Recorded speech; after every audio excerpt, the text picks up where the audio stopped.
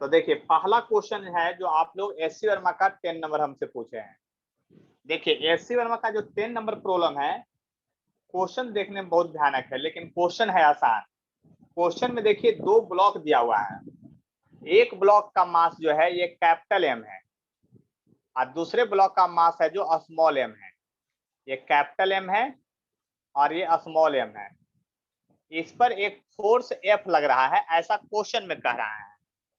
तो क्वेश्चन में कह रहा है, कहता कहता है the system is rest horizontal move together. दोनों ब्लॉक साथ साथ मूव कर रहा है, दोनों ब्लॉक क्या है, साथ साथ मूव कर रहा है। और इधर जो आइसोलेशन दिया है वो आइसोलेशन का वैल्यू क्वेश्चन में दिया हुआ है F/2 m + m दिया हुआ है। आइसोलेशन का फिगर दिया हुआ है, वैल्यू दिया हुआ है। Find the coefficient of kinetic friction between the bigger block and horizontal surface. Bigger block और हॉरिजॉन्टल सरफेस के बीच में कोएफिशिएंट ऑफ फ्रिक्शन निकालने के लिए कह रहा है कि क्या होगा। कोएफिशिएंट ऑफ फ्रिक्शन, ध्यान से समझिएगा मेरी बात को।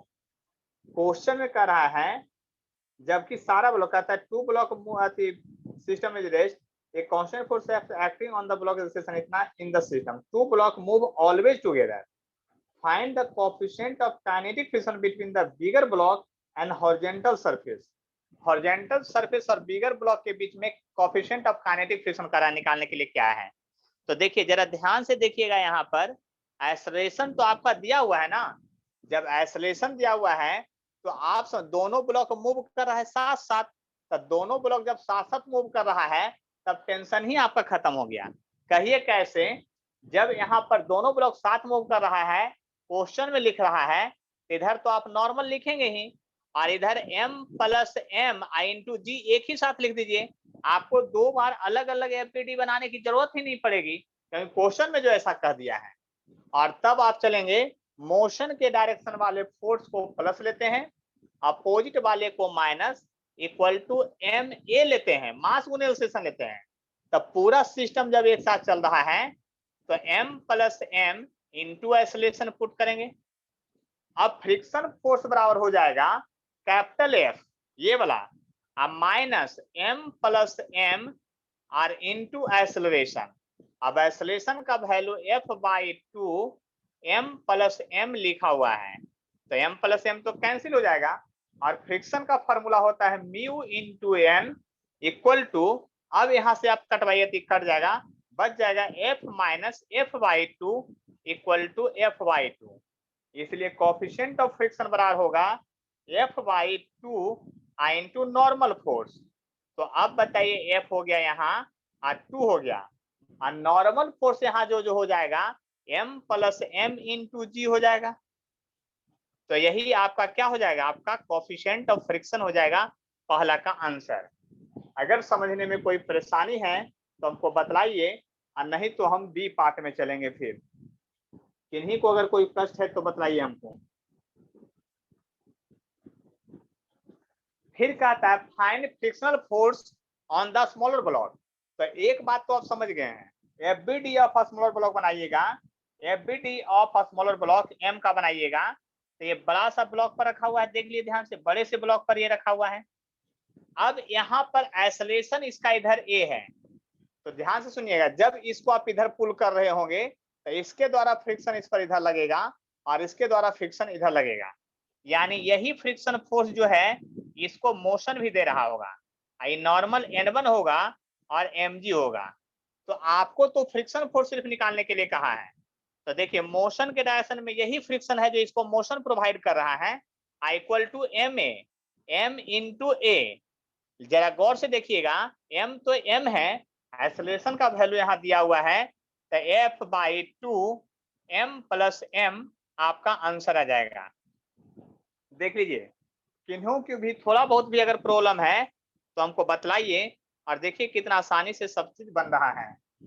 सी नंबर जो प्रॉब्लम है इसमें क्या कहता है, find the work done by the force of friction on a smaller block by the bigger block during the displacement D.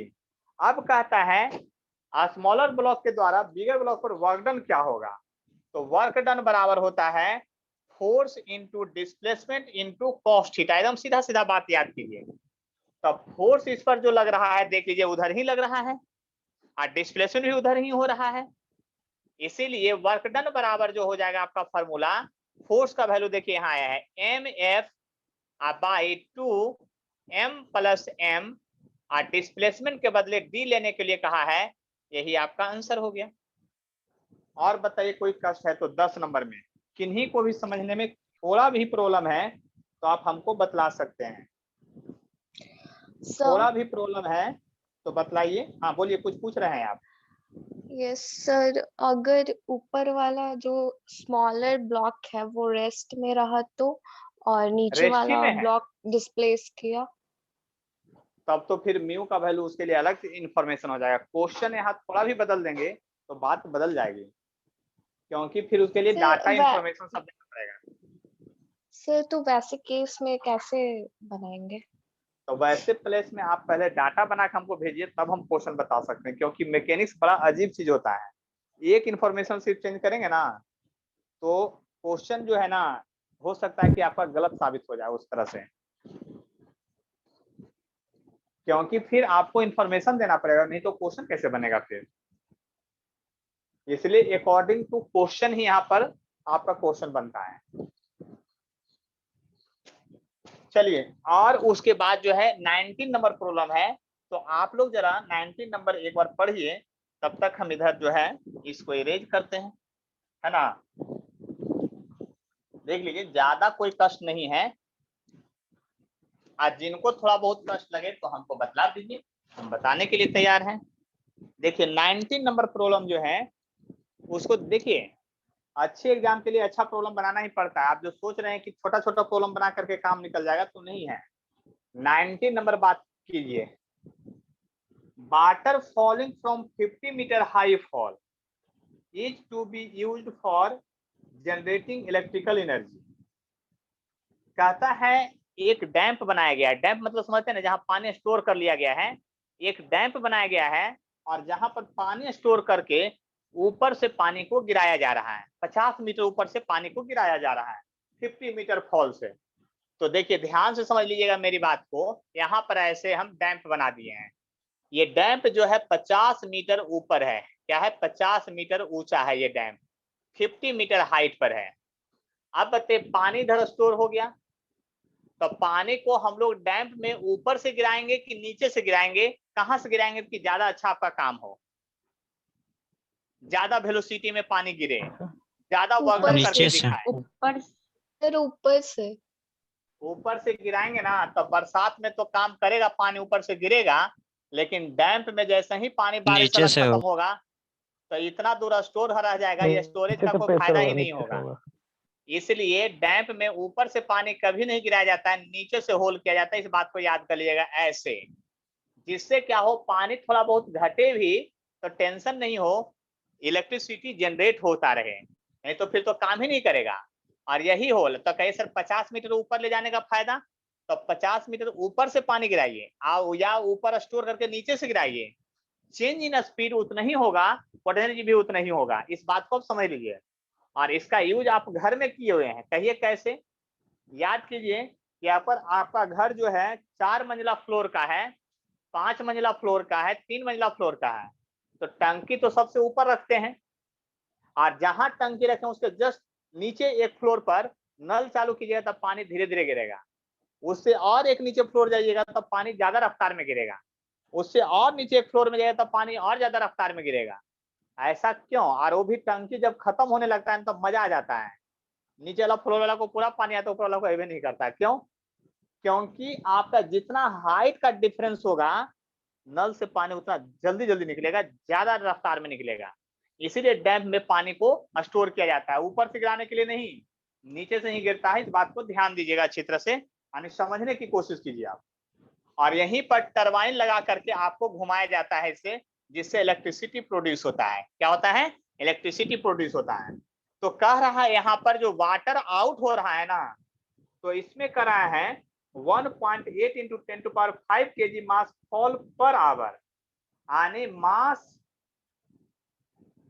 Of water fall पर सेकेंड लिखिएगा तब क्या होगा आप ही बताइए। पर सेकेंड में हमको लिखना है m/t जो है पर सेकेंड में ले जाना है, और दिया है 1.8 इंटू 10⁵ kg पर आवर दिया था वो। पर आवर तो ऐसा यूनिट है नहीं, आपको ऐसा यूनिट में ले जाना है तो आपको सेकेंड में ले जाना पड़ेगा। तो पर आवर को 3600 से डिवाइड कर दीजिएगा तो आपका इतना सेकेंड हो जाएगा। अब यहाँ पर देखिए जब कीजिएगा तो 2 जीरो ऐसे ही कट जाएगा और 3 जीरो बचेगा, यानी लगता है कि 50 kg पर सेकेंड आ रहा है। देख लीजिए तो काट करके कितना रहा है, 50 kg पर सेकेंड आ रहा है आपका।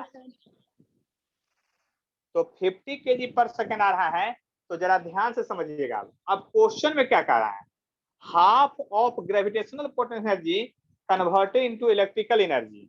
तो अकॉर्डिंग टू क्वेश्चन, प्रश्न के अनुसार, अकॉर्डिंग टू क्वेश्चन प्रश्न के अनुसार इलेक्ट्रिकल एनर्जी जो है, इलेक्ट्रिकल एनर्जी जो है आपका, उस बात को अगर समझने की कोशिश कीजिएगा तो इलेक्ट्रिकल एनर्जी जो है half of decrease of potential energy है। Half of decrease of potential energy ऐसा क्वेश्चन में कहा है, यानी इक्वल टू लिखेंगे हाफ mgh, या इलेक्ट्रिकल पावर करिएगा तो यहाँ पर हाफ mgh हो जाएगा।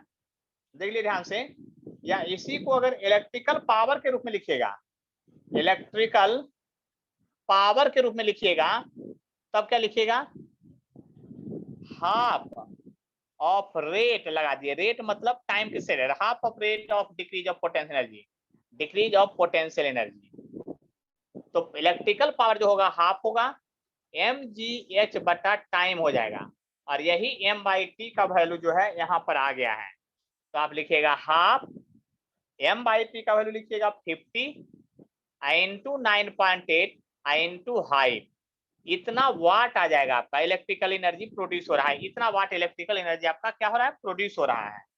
आप जरा गौर से समझने की कोशिश कीजिए, अगर इतना इलेक्ट्रिकल एनर्जी प्रोड्यूस हो रहा है तो क्या होगा, बात को समझने की कोशिश कीजिए। इतना इलेक्ट्रिकल एनर्जी अगर प्रोड्यूस हो रहा है तो क्या होगा, जब इतना इलेक्ट्रिकल एनर्जी प्रोड्यूस हो रहा है इतना वाट, तो कहता है नंबर ऑफ बल्ब लिट, यानी कितना बल्ब जो 100 वाट वाला जलेगा, नंबर ऑफ बल्ब लिट 100 वाट का कितना बल्ब जलेगा।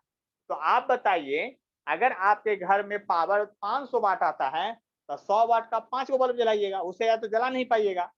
तो नंबर ऑफ बल्ब लीट का मतलब क्या हुआ है, इससे कितना बल्ब जला पाइएगा। तो नंबर ऑफ बल्ब लीट, तो एक ही नियम यूनिटी मेथड वाला दिमाग हो गया, नंबर ऑफ बल्ब लीट बराबर होगा क्या, आपका होगा आप ही बताइए, टोटल पावर बटा power of one bulb, power of one bulb BULB। देखिए तो टोटल पावर आ गया इतना आपका 25, और गुने आपका, एक मिनट रुक जाइएगा,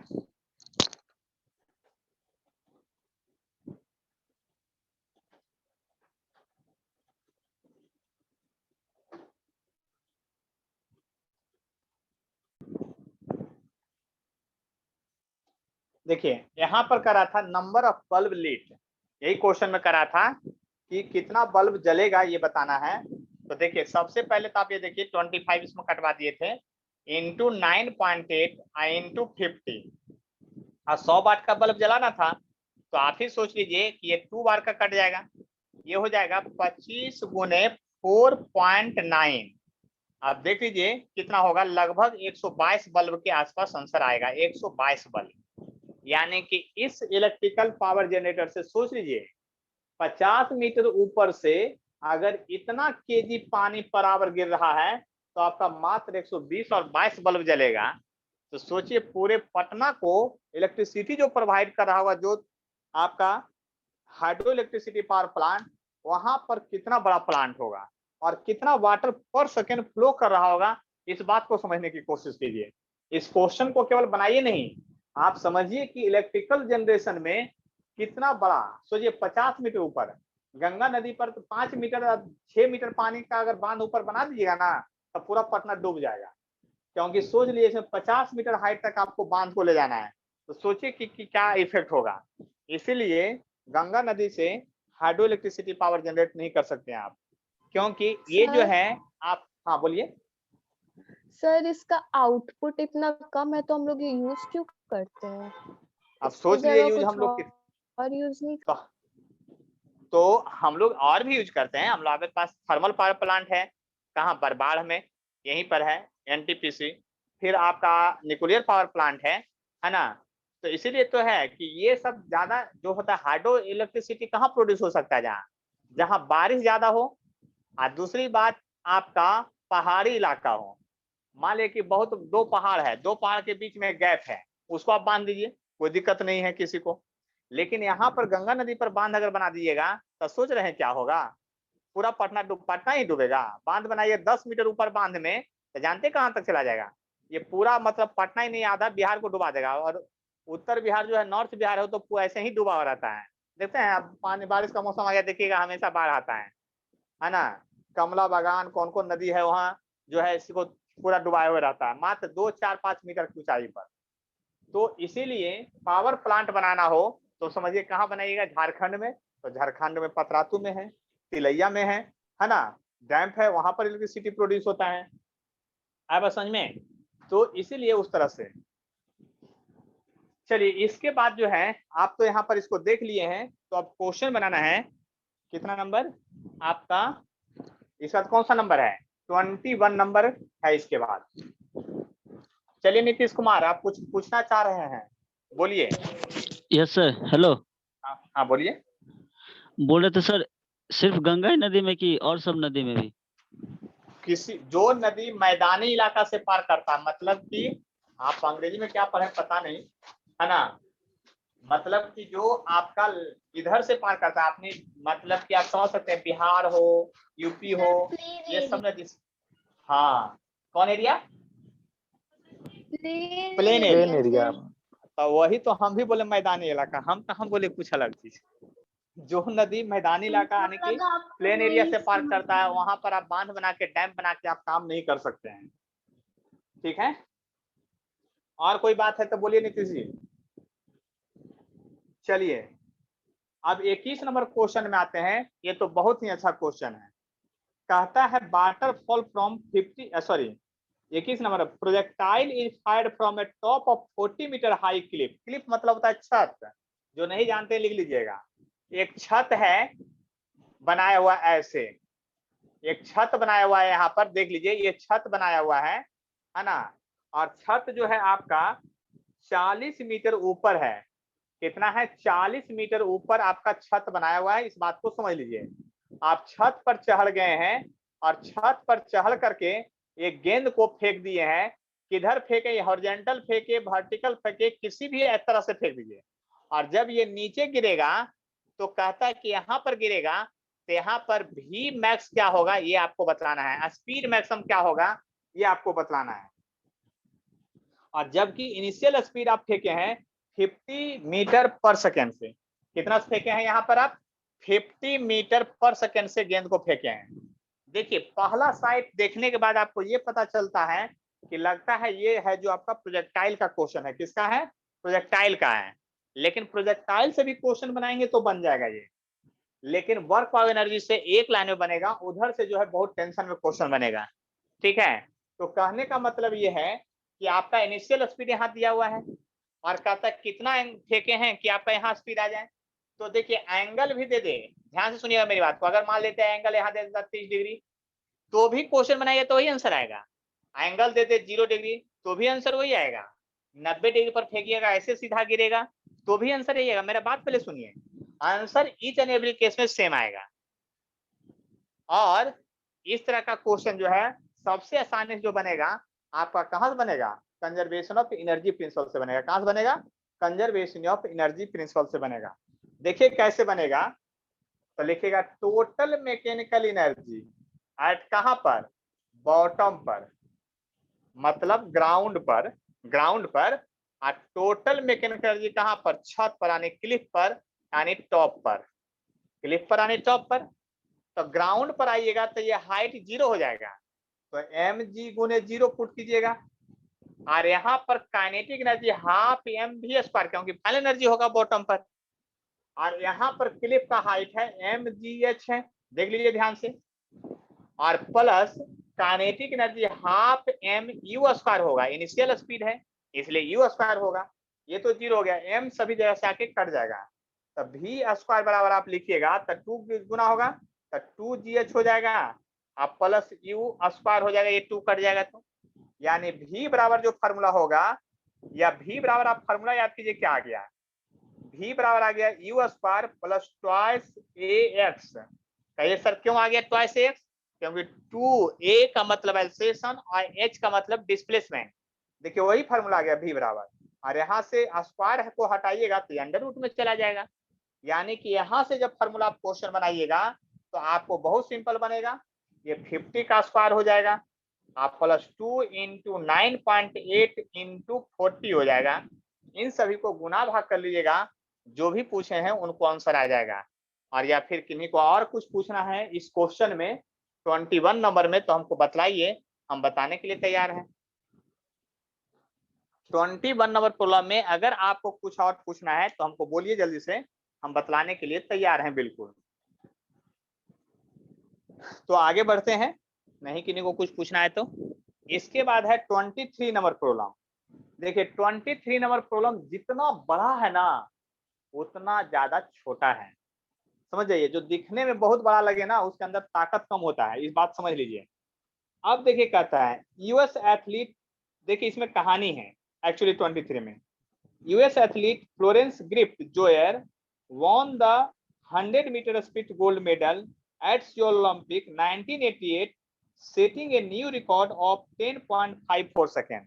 यानी सिंपल एक आदमी है जो ओलंपिक में दौड़ा 100 मीटर मात्र 10.54 सेकेंड में, तो कहता है उसमें निकालने के लिए पहला और 50 केजी उस आदमी का भार है, calculate kinetic energy of Griffith Joyner at full speed.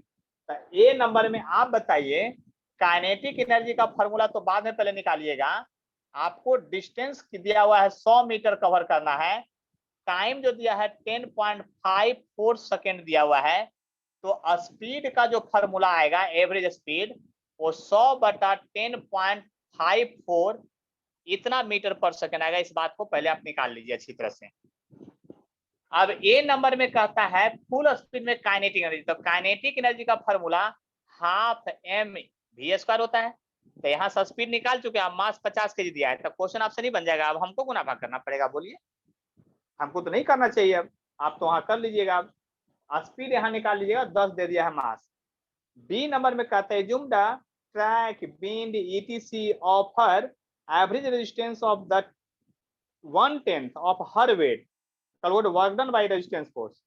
B number में कहता है रेजिस्टेंस फोर्स मतलब अपोज फोर्स, रेजिस्टेंस फोर्स मतलब जो आपको दौड़ने में बाधा उत्पन्न कर रहा है, रेजिस्टेंस फोर्स जो है 1/10 ऑफ वेट है यानी mg है, तो कहता है कि उसके द्वारा वर्क डन कितना हुआ, तो वर्क डन बराबर जो हो जाएगा 1/10 ऑफ mg, तो mg/10 इंटू डिस्प्लेसमेंट कितना 100 मीटर, यही वर्क डन हो गया। देख लीजिए फोर्स गुने डिस्प्लेसमेंट लिखे हैं, अब मास 50 केजी दिया हुआ है तो आपसे कैलकुलेशन करना है, हम क्यों कैलकुलेशन करेंगे आपके बदले, ये बताइए आप, कैलकुलेशन तो आपसे हो जाएगा हर हाल में।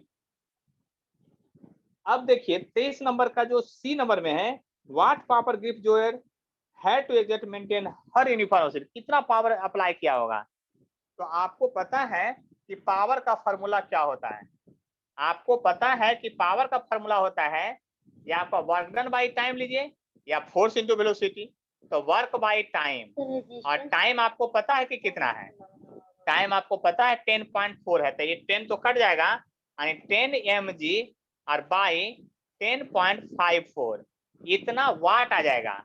अगर एससी वर्मा वाट में ना दे के आंसर दिए होंगे किस में, हॉर्स पावर में, तो 746 से डिवाइड करना पड़ेगा आपको। जो पूछे थे उनको समझ में आया कि नहीं ये बात बताइए आप 23 नंबर में, बोला था जो पूछे थे उनको समझ में आया कि नहीं ये बोलिए, क्योंकि नहीं तो फिर हम आगे बढ़ेंगे। अब देखिए 24 नंबर, 23 नंबर के बाद 24 नंबर में आते हैं। देखिए हम अगर किन्हीं नहीं उतार पाते हैं तो कोई दिक्कत नहीं है, उतारने के लिए मत बैठिए, केवल समझने के लिए बैठिए ना, हमसे डिस्कशन कीजिए केवल। अब बाकी तो फिर ये तुरंत का अभी कहीं जाता है, कहाँ, यूट्यूब पर, वहां से भी आप लोग उतार सकते हैं, देख सकते हैं, दोबारा समझ सकते हैं, टेंशन मत लीजिए, है ना।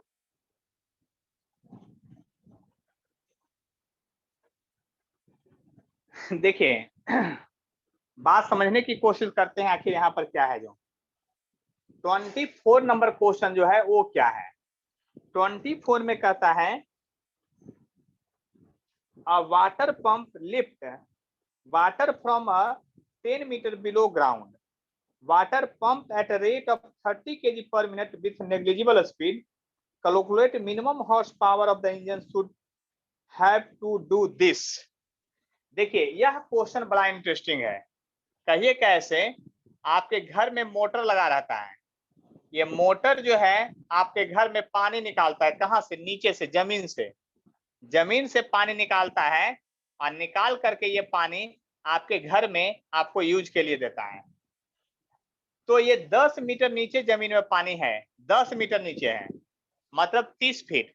यानी जिस समय एससी वर्मा ये बुक लिख रहे होंगे लगभग 80 के आसपास, तो पटना में पानी का लेवल वही 30, 40, 50 फीट पर मिलता था, लेकिन वही पानी लेवल 90 में लगभग 70, 80 फीट पर चला गया, और 2000 में लगभग 120 फीट पर चला गया, और 2010 में लगभग 150 फीट पर, और आज तो 180 और 200 से कम में काम नहीं चलता, क्योंकि आपके घर में बोरिंग होगा तो आपको पता होगा कि लगभग 180 और 200 फीट नीचे बोरिंग ले गया गया है। उसका रीजन समझ लीजिए कि ग्राउंड लेवल ऑफ वाटर नीचे भागता जा रहा है। यानी कि सबसे पहले तो हमको ये समझना है कि यहाँ से पानी निकाल करके यहाँ दे रहा है, नेग्लिजिबल स्पीड यानी वेलोसिटी यहाँ भी जीरो और यहाँ भी जीरो, यानी यहाँ भी वेलोसिटी पानी का जीरो, क्योंकि यहाँ पानी होगा, इसको सक करके यहाँ गिरा, और कहता है दे रहा जो नेग्लिजिबल वेलोसिटी दे रहा है। क्वेश्चन के ऐसा अनुसार ऐसा है, इसका मतलब पावर ऑफ मोटर जो है, पावर ऑफ मोटर या वाटर पंप जो भी लिखिए, इक्वल टू क्या होगा, rate of increase of potential energy of water. यानी ये जो मोटर का काम है क्या कर रहा है, पोटेंशियल एनर्जी जितना तेज इसको इंक्रीज करवा रहा है रेट को, उसी को पावर ऑफ मोटर कहेंगे। तो यानी mgh बाई टाइम। देखिए m/t का वैल्यू क्वेश्चन में कितना दिया है उसको हम निकाल लेते हैं। m/30 kg पर मिनट, 30 kg पर मिनट है, तो इसको 60 से डिवाइड कर दीजिए, तो 0.5 kg पर सेकेंड आ गया, पर मिनट दिया हुआ था, और हाइट जो है आपका 10 मीटर पहले से दिया हुआ है।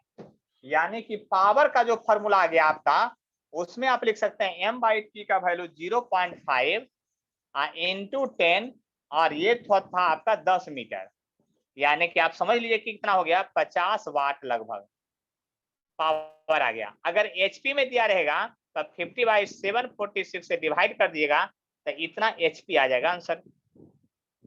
और किन्हीं को कोई कष्ट है तो हमको बतलाइए।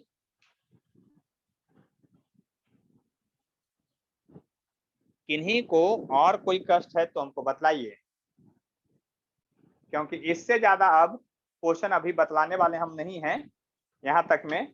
इसके आगे आप लोग 50 तक में अगले क्लास में हमसे जो क्वेश्चन पूछना है पूछ लीजिएगा, और जो भी थोड़ा बहुत टेक्निक बचा हुआ वो हम बतला देंगे। क्या कोई परेशानी है तब, बोलिए। नो तो मीटिंग को एंड कर देते हैं। Yes sir.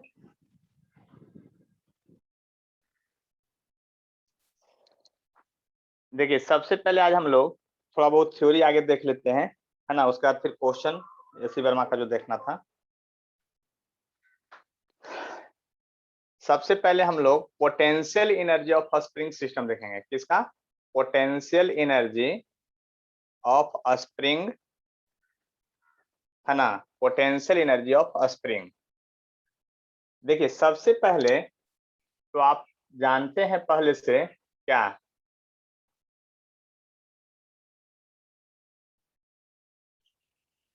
देखिए मास m है, इसका स्प्रिंग कांस्टेंट k है। चलिए सबसे पहले चलिए खुशी कुमारी बोलेंगे स्प्रिंग फोर्स का फॉर्मूला क्या होता है, बोलिए तो जल्दी से, पीछे रिवीजन है कि नहीं। माइनस के एक्स। चलिए माइनस के एक्स का मॉड लगा दिए हैं मैग्नीट्यूड के रूप में, ठीक है। तो work done by external force, क्या लिखेंगे, work done by external force,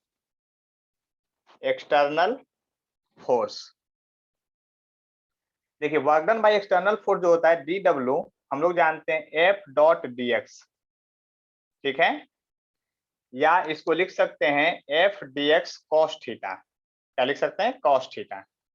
देखिए जब स्प्रिंग को हम लोग पुल करेंगे, मान लीजिए कि एक्सटर्नल फोर्सेस को पुल कर रहे हैं, क्या कर रहे हैं, एक्सटर्नल फोर्सेस को पुल कर रहे हैं, और स्लोली वर्ड इसलिए डालते हैं क्योंकि देखिए स्लोली वर्ड अगर नहीं डालेंगे तो क्या फर्क पड़ेगा वो समझ लीजिए। अगर आप एक बैग खींचेंगे तो एक्सटर्नल फोर्स मोशन के डायरेक्शन में एक आ जाएगा और अपोज में एक स्प्रिंग फोर्स डेवलप होने लगेगा, जो स्प्रिंग फोर्स इसमें लिख रहे हैं, और इक्वल टू MA आ जाएगा। देख लीजिए ध्यान से, यानी कि जब आप स्लोली वर्ड नहीं डालेंगे, स्लोली पुलिंग नहीं करेंगे तो क्या होगा, एल्सेशन आ जाएगा, और एल्सेशन का वैल्यू कुछ भी हो सकता है। उस केस में एक तो पहले अननोन बढ़ जाएगा फोर्स, और दूसरा बात ये होगा कि आपको वर्क डन ज्यादा करना पड़ेगा, क्योंकि F एक्सटर्नल बराबर आप लिखेंगे F प्लस MA। तो इसीलिए जब भी पोटेंशियल एनर्जी का किसी भी चैप्टर में लोग ड्राइव करते हैं तो स्लोली या quasi static motion word use करते हैं। उसमें क्या होता है, आपका एक्सेलरेशन वर्ड यूज नहीं होता है, स्लोली मोशन में एक्सेलरेशन नहीं होता है। तो हम लोग क्या करते हैं, तब तो आप समझ सकते हैं क्या होगा, जो एक्सटर्नल फोर्स होगा वो ये स्प्रिंग फोर्स के बराबर होगा, और यही चीज जब इलेक्ट्रोस्टैट में करेंगे तो एक्सटर्नल फोर्स जो होगा इलेक्ट्रिक फील्ड के बराबर होगा, जब ग्रेविटेशन में करेंगे तो आपका क्या होगा, ग्रेविटेशनल फील्ड के बराबर हो जाएगा, यानी कि ग्रेविटेशनल फोर्स के बराबर हो जाएगा। इसीलिए जब भी पोटेंशियल एनर्जी का यूज होता है तो हम लोग क्या वर्ड करते हैं, स्लोली वर्ड यूज करते हैं, किसका, स्लोली वर्ड यूज करते हैं, ठीक है। तो स्लोली वर्ड हम लोग यूज करते हैं। अब देखिए ध्यान से, आप एक्सटर्नल फोर्स लगा रहे हैं, धीरे धीरे स्लोली आप इसको पुल कर रहे हैं, मान लीजिए सर्टेन इंस्टेंट पर जब आप पुल कर रहे होंगे तो इसका इलोंगेशन, मतलब इस स्प्रिंग का इलोंगेशन x हो गया होगा। नाउ लिख सकते हैं x जो है आपका क्या है, इलोंगेशन ऑफ स्प्रिंग है, क्या है, इलोंगेशन ऑफ क्या है, स्प्रिंग है। कब, जब हम लोग इसको कुछ देर डिस्प्लेस किए होंगे, यानी कि इसको स्लोली पुल कर रहे होंगे, धीरे धीरे क्या होगा, स्प्रिंग इलोंगेट कर गया होगा। तब तो आप लिख सकते हैं उस कंडीशन पर कि एक्सटर्नल फोर्स जो होगा हर हाल में किसके बराबर हो जाएगा, स्प्रिंग फोर्स के बराबर हो जाएगा, किसके बराबर हो जाएगा, स्प्रिंग फोर्स के बराबर होगा। वहां पर हम लोग उसको लिख चुके हैं, और स्प्रिंग फोर्स का वैल्यू क्या होगा, kx हो जाएगा, और यही एक्सटर्नल फोर्स का वर्क करेगा। अब जरा ध्यान से देखिएगा अच्छी तरह से, आप इसको जिधर आप एक्सटर्नल फोर्स लगा रहे हैं उधर ही डिस्प्लेसमेंट होगा, डिस्प्लेसमेंट का जो डायरेक्शन होगा आपका जिधर एक्सटर्नल फोर्स लग रहा है उधर ही होगा। तो आप क्या लिख सकते हैं, एफ एक्सटर्नल, यानी कि एक्सटर्नल फोर्स तो आ गया था, तो यानी कि दैट इज आप लिख सकते हैं वर्क डन, जो हम लोग निकाल रहे थे DW, F इंटू DX और इंटू कॉस थीटा। तो एक्सटर्नल फोर्स के बदले हम लोग क्या यूज करेंगे, स्प्रिंग फोर्स जो इक्वल में आ गया था, और DX होगा, और देखिए दोनों का डायरेक्शन भी सेम है, तो कॉस से हम लोग क्या लेंगे, 0 डिग्री लेंगे, और तब तो आपका जो वर्क डन आ गया है वो कितना आ गया, देख लीजिए ध्यान से, जो वर्क डन आ गया है वो क्या हो गया, DW equal to KX into DX हो गया। देख लीजिए पहले यहां तक सभी लोग को समझ में आ गया कि कहीं कोई कष्ट है, बोलिए जल्दी से। देख लीजिए यहाँ पर जो है हम पोटेंशियल एनर्जी ऑफ स्प्रिंग को निकाल रहे हैं, तो देखिए पोटेंशियल एनर्जी होता है वर्क डन के बराबर होता है, यानी कि चेंजिंग पोटेंशियल एनर्जी होता है वर्क डन के बराबर होता है, इसलिए हम लोग वर्क डन निकाल रहे हैं, और वर्क डन बाय क्या, एक्सटर्नल फोर्स।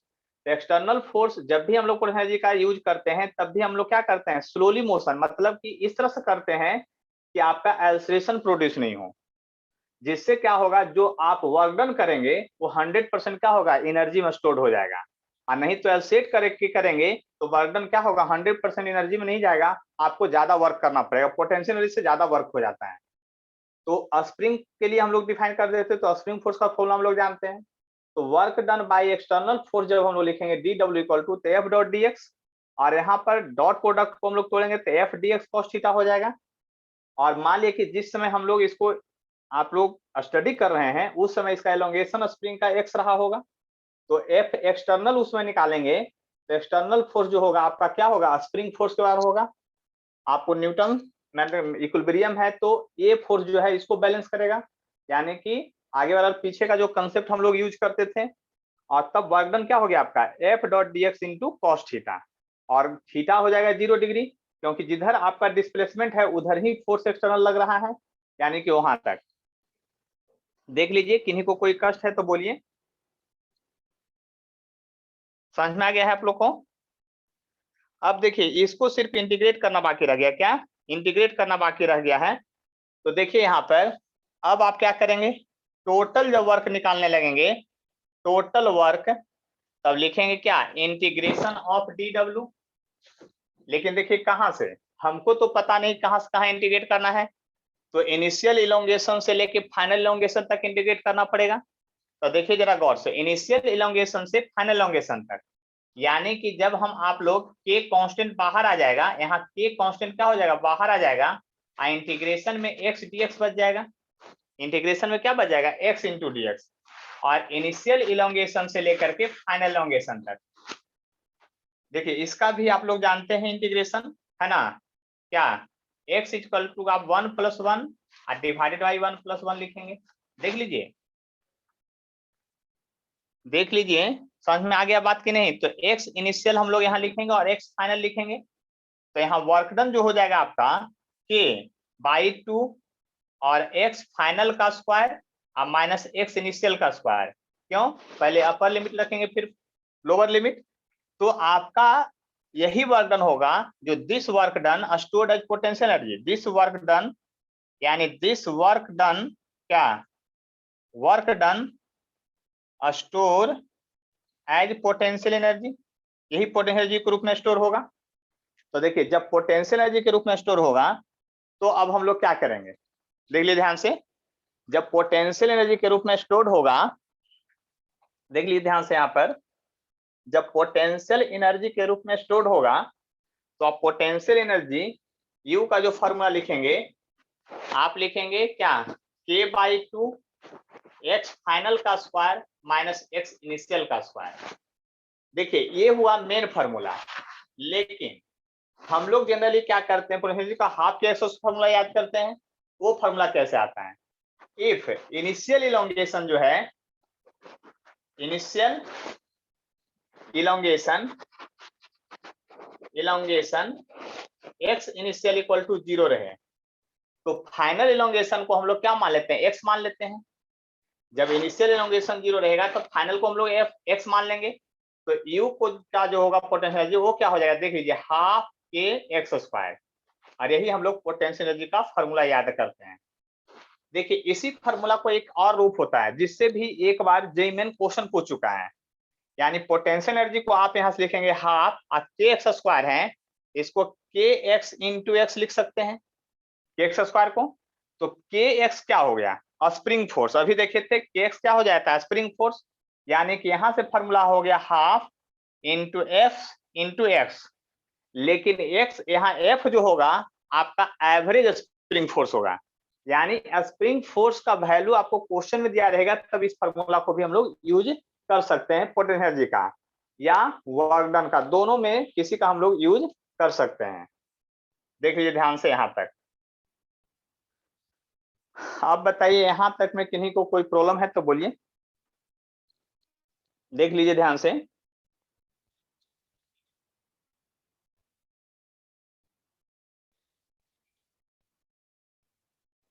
आप लोग के पास पिक्चर साफ जा रहा है, देख लीजिए।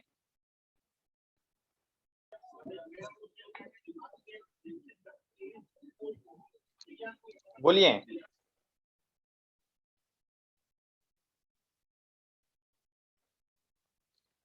चलिए किन्हीं को कोई कष्ट नहीं है, तब तो यहाँ इसमें आगे और बढ़ाते हैं।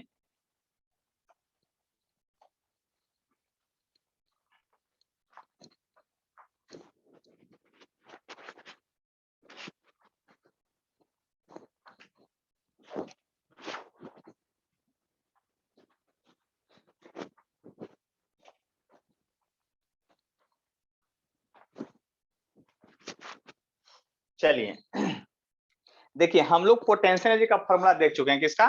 पोटेंशियल एनर्जी का फॉर्मूला। तो देखिए अब जरा गौर कीजिएगा, यहाँ पर हम लोग एक बना रहे हैं। देखिए इसके नीचे एक स्प्रिंग सिस्टम बना रहे हैं। यहाँ पर ब्लॉक पहले इनिशियली प्रेजेंट था, यानी एक्स इनिशियल, यानी एक्स इनिशियल जो है यहाँ पर 0 है, यानी मीन पोजीशन से चालू हुआ। इसको हम लोग कहते हैं मीन पोजीशन। क्या कहते हैं? Mean position. क्या कहते हैं? Mean position.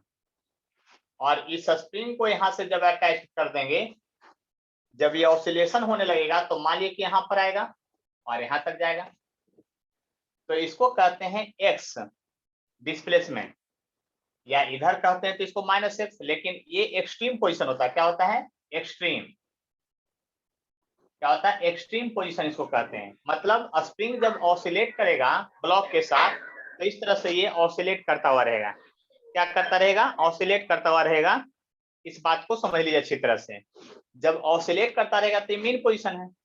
अब मान लीजिए कि स्प्रिंग को आप इलोंगेट करके यहाँ पर ले आए हैं, देखिए एक्सट्रीम पोजीशन पर, और यहाँ पर ला करके इसको छोड़ दिए हैं। जब यहाँ पर इसको पुल करके छोड़ेंगे तो यह स्पीडली इधर आएगा, और फिर धीरे धीरे क्या होगा, ये आपका मीन पोजीशन को पार करेगा, और उसके बाद धीरे धीरे फिर क्या होगा, ये रुक जाएगा। तो रुक जो जाएगा, अगर ये स्मूथ सरफेस है, अगर ये स्मूथ सरफेस है, तो आपका इसका एनर्जी लॉस नहीं होगा। तब तो जितना दूर पर से इसको छोड़े थे उतने ही डिस्टेंस इधर आके रुकेगा, और ये टू एंड फ्रो मोशन करने लगेगा। क्या करने लगेगा? टू एंड फ्रो मोशन करने लगेगा। आपका कैसा मोशन करने लगेगा? To and fro motion. जब टू एंड फ्रो मोशन करेगा तो याद कीजिए कि मीन पोजीशन पर स्पीड ज्यादा होगा कि एक्सट्रीम पोजीशन पर? आप लोग बताइए, कहां पर स्पीड ज्यादा होगा? बोलिए जल्दी से। मीन पोजीशन पर स्पीड ज्यादा होगा। एक्सट्रीम पोजीशन पर जो है स्पीड 0 होगा। क्या होगा? 0 होगा, क्योंकि एक्सट्रीम पोजीशन पर जाकर के वो रुक जाएगा। ये बात आप समझते हैं? एक्सट्रीम पोजीशन पर जाकर रुक जाएगा तब ना लौटेगा फिर से। तो एक्सट्रीम पोजीशन पर क्या होगा? स्पीड 0 होगा। ये बात आप समझ रहे हैं? यानी कि यहाँ पर वेलोसिटी 0 होगा, और यहाँ पर वेलोसिटी तब तो मैक्स हो जाएगा। और सबका फॉर्मूला भी डिराइव करेंगे, देख लीजिए ध्यान से। यहाँ पर स्पीड जो है क्या होगा? मैक्स हो जाएगा। यानी कि बात समझ रहे हैं कि ऑसिलेशन के दौरान जो होगा, यहाँ पर देख लीजिए क्या होगा, और यहाँ पर क्या होगा? यहाँ पर मैक्सिमम स्पीड होगा। अब उसी को फार्मूला के अनुसार हम लोग सोल्व करने की कोशिश करते हैं। देखिए ध्यान से, एट एक्सट्रीम पोजीशन पर देखिए एनर्जी तो कंजर्व होता है। अब टोटल मैकेनिकल एनर्जी का कंजर्वेशन अगर लगाएंगे तो ध्यान से सुनिएगा, स्प्रिंग फोर्स भी क्या है? आपका कंजर्वेटिव फोर्स है। स्प्रिंग फोर्स भी क्या है? आपका कंजर्वेटिव फोर्स है। तो एक लूप के द्वारा जब ये जाएगा वहां पर, तो टोटल वर्क डन 0 हो जाता है। तो यहाँ पर टोटल मैकेनिकल एनर्जी का कंजर्वेशन लगाइएगा, यानी कि यहाँ पर पोटेंशियल एनर्जी लगाइएगा और प्लस काइनेटिक एनर्जी। तो ध्यान से समझिएगा, पोटेंशियल एनर्जी जो होगा यहाँ पर आपका mgh नहीं लेंगे, हाफ के एक्स स्क्वायर जो भी प्रूफ हुआ है वो लेंगे। तो यहाँ पोटेंशियल एनर्जी क्या हो गया? आपका हाफ के एक्स स्क्वायर, क्योंकि एक्स इलोंगेशन हो गया। और काइनेटिक 0 होगा क्योंकि आपका स्पीड 0 है। देख लीजिए ध्यान से। और मीन पोजीशन पर क्या होगा? एक्स इलोंगेशन 0 हो जाएगा, क्योंकि स्प्रिंग अपने नेचुरल लेंथ में रहेगा। नेचुरल लेंथ का मतलब स्प्रिंग को ना तो कंप्रेस किए हैं ना इलोंगेट किए हैं। तो यहाँ पर क्या होगा? आपका नेचुरल लेंथ में रहेगा। तो नेचुरल लेंथ में रहेगा तो पोटेंशियल एनर्जी 0 हो जाएगा, और यहाँ काइनेटिक एनर्जी मैक्सिमम हो जाएगा।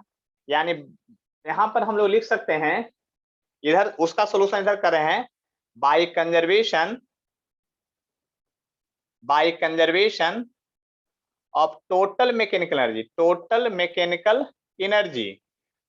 मैकेनिकल एनर्जी के कंजर्वेशन से हम लोग क्या लिखेंगे? तो देखिए टोटल मैकेनिकल एनर्जी के कंजर्वेशन से लिखेंगे कि total mechanical energy at mean position, कहां पर? मीन पर, equal to total mechanical energy at कहां पर? एक्सट्रीम पोजीशन पर। कहां पर? एक्सट्रीम पर। तो मीन पर आपका क्या लिखेगा, हाफ के इंटू 0 का स्क्वायर, क्योंकि x 0 है, और यहाँ पर लिखेगा हाफ एम भी स्क्वायर, और वहां पर लिखेगा half k x square plus half m 0 square, क्योंकि यहाँ पर जो है आपका क्या है, यहाँ पर जो है आपका स्पीड 0 है। तो यहां से जब सोल्यूशन करेंगे तो देखिए ध्यान से, यहाँ पर बच गया आपका हाफ एम भी square equal to half k x square. देख लीजिए, तो हाफ से आप कट जाएगा, और भी जो यहाँ मैक्सिमम हो गया, यहाँ जो भी मैक्सिमम हो गया वो k बाई एम हो जाएगा का अंडर रूट, और चूंकि इधर एक्स स्क्वायर था तो एक्स बाहर आ जाएगा, यानी मैक्सिमम स्पीड का फॉर्मूला जो हो जाएगा मीन पोजीशन पर आपका ये हो जाएगा, क्या होगा, मीन पोजीशन पर मैक्सिमम स्पीड का फॉर्मूला ये हो जाएगा, यानी इतना स्पीड से वहां पर लौटेगा। तो यहाँ पर एक बात और समझ गए क्या, कि पोटेंशियल एनर्जी जो होगा मैक्सिमम होगा, और काइनेटिक एनर्जी जो होगा वह 0 होगा, और यहाँ पर काइनेटिक एनर्जी जो होगा मैक्सिमम होगा, और पोटेंशियल एनर्जी क्या होगा आपका 0 होगा। देखिए ध्यान से, यानी कि यहाँ पर एनर्जी जो होगा इस तरह से ऑसिलेट करते रहेगा। अब इसका अगर ग्राफ बनाना चाहते हैं, इसी का ग्राफ, तो यहाँ पर देखिए ग्राफ बनाने की कोशिश कर रहे हैं। यहाँ पर जो है आपका ये इधर एक्स है और इधर एनर्जी है, इधर क्या लिख रहे हैं, एनर्जी का ग्राफ है, इधर है आपका एनर्जी है, यानी कि इस एक्सिस पर एनर्जी है और इधर एक्स है, मतलब इलोंगेशन या कंप्रेशन जो भी है वो दोनों है। तो अब देखिए ध्यान से, यहाँ पर हम ग्राफ बना देते हैं, और उसके बाद आप लोग को पहचानना है कि ग्राफ आखिर कौन सा ग्राफ क्या होगा जो। तो देखिए हम यहाँ एक ग्राफ बना रहे हैं,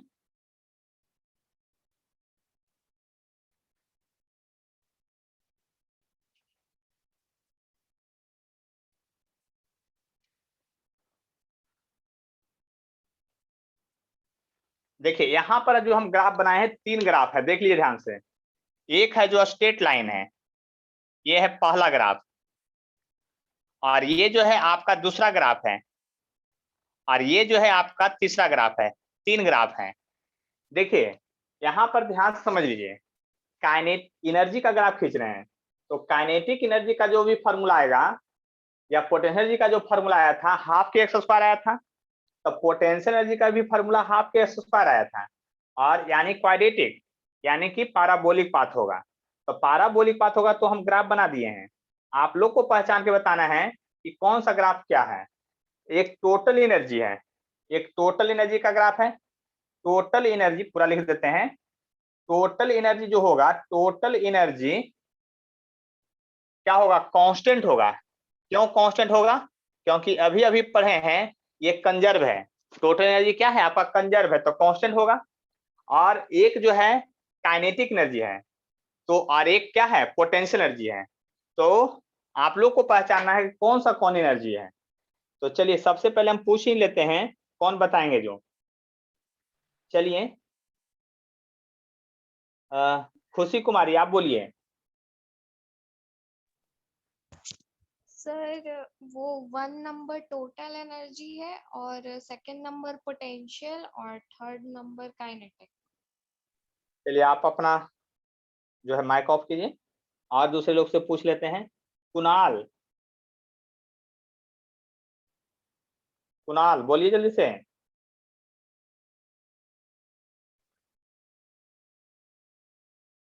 नहीं बोलेंगे। चलिए माधुरी कुमारी आप बताइए। सेकेंड वाला पोटेंशियल और थर्ड वाला काइनेटिक। आप सेकेंड वाला को पोटेंशियल क्यों कह रहे हैं, कैसे पहचाने की पोटेंशियल है, हमको भी जरा बतलाइए।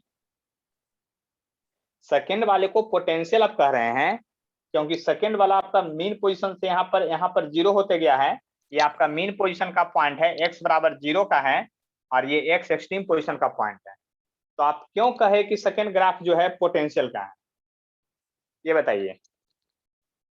याद कर लिए हैं कि समझे हैं कि अंदाजा लाठी मार दिए हैं। एक्सट्रीम पोजीशन पे है ना, तो वहाँ पे कुछ हाइट होगा ना। हाइट नहीं है, यहाँ ऑसिलेट कर रहा है, देख लीजिए ध्यान से, टू एंड फ्रो मोशन है। आपका स्मूथ हॉरिजॉन्टल सरफेस पर स्प्रिंग ब्लॉक सिस्टम ऑसिलेट कर रहा है। मीन पोजीशन यहाँ है, एक्सट्रीम पोजीशन यहाँ है, और वही ऑरिजिन पे जीरो होते हुए ओरिजिन पर जीरो होते हुए वहां पे ऑरिजिन पर कौन जीरो होता है? ये एक्स है ना जीरो। हाँ, तो एक्स जीरो है तो ऑरिजिन पर कौन सा एनर्जी जीरो होगा? काइनेटिक जीरो होगा कि पोटेंशियल जीरो होगा? पोटेंशियल जीरो होगा। तो चलिए, एक्स पर पोटेंशियल जीरो होगा, यही पहचानने का तरीका है। यानी कि एक्स जहां यानी मीन पोजीशन पर एक्स जीरो है, इसका मतलब पोटेंशियल जीरो है। यहाँ पर लिख भी दिए थे सामने, आंसर सामने लिखा हुआ था, देख लीजिए। आपका पोटेंशियल एनर्जी जीरो है, जो आंसर सामने लिखा हुआ है, तो पोटेंशियल एनर्जी जीरो है। तो जहां जीरो होगा, पोटेंशियल एनर्जी मीन पोजीशन पर जीरो है, तो जो ग्राफ मीन पोजीशन पर जीरो को टच करेगा, यानी जो ग्राफ मीन पोजीशन पर जीरो को टच करेगा, वो ग्राफ पोटेंशियल का होगा। और टोटल एनर्जी तो कांस्टेंट होगा ऑलवेज। और एक बच गया, वो क्या होगा? काइनेटिक एनर्जी, क्योंकि काइनेटिक एनर्जी मीन पोजीशन पर मैक्सिमम में है और एक्सट्रीम पर जीरो है। एक्सट्रीम पर जीरो कौन है और मैक्सिमम पर कौन है? मीन पर। तो क्या हो गया आपका?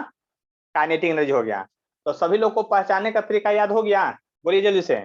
हम यहाँ लिख रहे हैं, फर्स्ट ग्राफ जो है आपका टोटल एनर्जी का ग्राफ है, सेकेंड जो है आपका पोटेंशियल एनर्जी का ग्राफ है, और थर्ड जो है आपका किसका है? काइनेटिक एनर्जी का ग्राफ है। किसका है? काइनेटिक एनर्जी का ग्राफ है।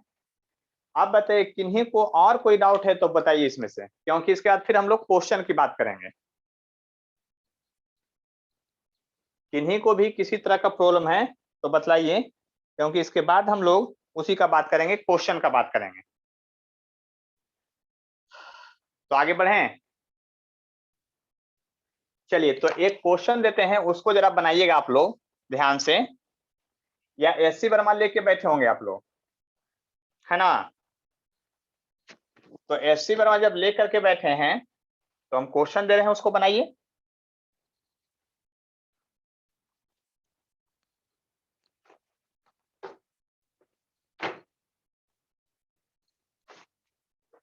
देखिए, एससी वर्मा का जो क्वेश्चन है, आपको पेज नंबर निकालना है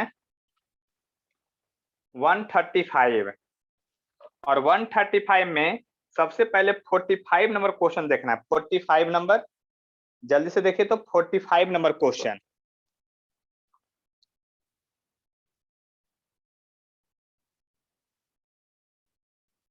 देखिए, एक बनाया 45 नंबर बनाया है, एक पुलिस सिस्टम, और इस पुलिस सिस्टम से एक स्प्रिंग इस तरह से कनेक्टेड है ऐसे, और यहाँ पर एक ब्लॉक हैंग किया गया है इस प्रकार से, जिसका मास m है और स्प्रिंग कांस्टेंट k है। पुल्ली जो है आपका मासलेस पुल्ली है। क्या है? मासलेस पुल्ली है। इस पुल्ली में कोई मास नहीं है, ऐसा क्वेश्चन में कह रहा है। कहता है situation initially the spring stage when the system release from rest, assume no friction in the pulley, find maximum elongation of a spring. देखिए, क्वेश्चन में कहा है find maximum elongation of a spring, और कहता है रिलीज फ्रॉम रेस्ट। देखिए ध्यान से सुनिएगा, आप लोग पेन से इस लाइन को अंडरलाइन कीजिए। क्या कहता है? Initially the spring is in state, यहां तक ठीक है। When system is release from rest, इस लाइन को अंडरलाइन कर लीजिए। क्या अंडरलाइन कर लीजिए? When system is release from rest, इस पॉइंट को अंडरलाइन कर लीजिए। और उसके बदले एक पॉइंट और लिखवाएंगे अभी, लेकिन पहले इस क्वेश्चन को बनाते हैं। देखिए ध्यान से, अगर यहां से रेस्ट से रिलीज किए गए हैं, यानी इस पोजीशन पर यदि वेलोसिटी इनिशियल जीरो था, रेस्ट से रिलीज किए गए हैं, तो जैसे रिलीज कीजिएगा तो mg के कारण ये नीचे जाने लगेगा, तो स्प्रिंग की लंबाई बढ़ने लगेगा। तो पहले तो ये आपको समझ में आना है कि जितना ब्लॉक नीचे जाएगा उतना ही से स्प्रिंग की लंबाई बढ़ेगी। यानी पहले इस क्वेश्चन में ये समझना है, यानी कि जितना से ब्लॉक नीचे जाएगा, यानी कि ब्लॉक अगर h जो है s से नीचे जाएगा तो इसका भी इलोंगेशन x होगा। यानी कि यहां पर आप बात को समझ सकते हैं अच्छी तरह से हम क्या कहना चाह रहे हैं जो, ठीक है। हम यहाँ ये कहना चाह रहे हैं यहाँ पर कि ब्लॉक जितना से नीचे जाएगा, यानी जिस तरह से नीचे जाएगा उतना ही से, यानी कि इलोंगेशन ऑफ स्प्रिंग को, इलोंगेशन ऑफ स्प्रिंग को अगर आप x मान लेते हैं, इलोंगेशन ऑफ स्प्रिंग को अगर x मान लेते हैं, तो यहाँ कंजर्वेशन ऑफ एनर्जी लगाइए, क्योंकि मैक्सिमम नीचे ये x जाते जाते रुकेगा, और जहां पर जाएगा फिर वहां पर फाइनल वेलोसिटी जीरो होगा। यानी तब तो आप कह सकते हैं कि जो जितना पोटेंशियल एनर्जी इसका डिक्रीज करेगा, किसका? ब्लॉक का, और उतना ही पोटेंशियल एनर्जी स्टोर होगा किसमें, स्प्रिंग का। यानी बाई कंजर्वेशन ऑफ एनर्जी कर सकते हैं, by conservation of energy, energy के कंजर्वेशन से आप क्या कह सकते हैं कि decrease in potential energy of block equal to क्या, gain in potential energy of spring. यानी कि लिख सकते हैं gain in potential energy, gain in potential energy, gain in potential energy of spring equal to decrease, decrease in potential energy, decrease in potential energy of block system. यानी block, तो देखिए potential energy का gain अगर आप लिख रहे हैं तो इनिशियल इलोंगेशन 0 था, अब फाइनल इलोंगेशन x है, तो आप सीधा लिख सकते हैं हाफ के एक्स स्क्वायर, और ये mgh डिक्रीज पहले लिख दिए हैं इसलिए माइनस साइन लेना है, तो mg और h के बदले क्या लिखिएगा, x लिखिएगा। देख लीजिए ध्यान से, अब एक x से एक x कट जाएगा, तो इलोंगेशन बराबर जो फॉर्मूला आएगा वो mg बाई के, और ये 2 जाके ऊपर मल्टीप्लाई हो जाएगा, यानी x बराबर जो मैक्सिमम इलोंगेशन हुआ, यानी मैक्सिमम इलोंगेशन का ही फॉर्मूला आ गया, क्या आ गया, मैक्सिमम इलोंगेशन, यानी मैक्सिमम इलोंगेशन ये होगा। लेकिन जरा ध्यान से सुनिएगा, उसी क्वेश्चन पर एक और क्वेश्चन लिखना है वहीं पर, जो क्वेश्चन आप बना रहे हैं 45 का, जहां अंडरलाइन करने के लिए कहे थे लैंग्वेज, उस लैंग्वेज को तो आप अंडरलाइन कर लिए हैं, लेकिन वहां पर एक और पॉइंट को बदलना है, जहां लिखा था release from rest when system release from rest, तो उसको अंडरलाइन कर लिए हैं। उसके बाद लिखिएगा when system is in rest, when system is in rest, एक और लाइन लिखिए, वो अलग क्वेश्चन हो गया। यानी कि अगर आप लिख दिए when the system release from rest, ये अलग मीनिंग हो गया, और when system is in rest इसका मतलब अलग हो गया। यानी कि when system is in rest तब इलोंगेशन की बात करेगा। देखिए ध्यान सुनिएगा, और करके उस क्वेश्चन को यहीं पर लिख लीजिएगा, क्योंकि फिर क्वेश्चन का मीनिंग ही बदल गया है।